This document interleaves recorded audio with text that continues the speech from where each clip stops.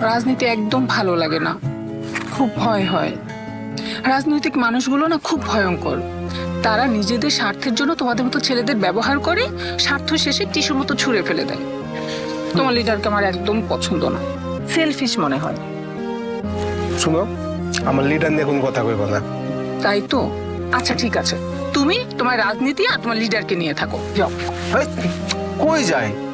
বসো না একটু।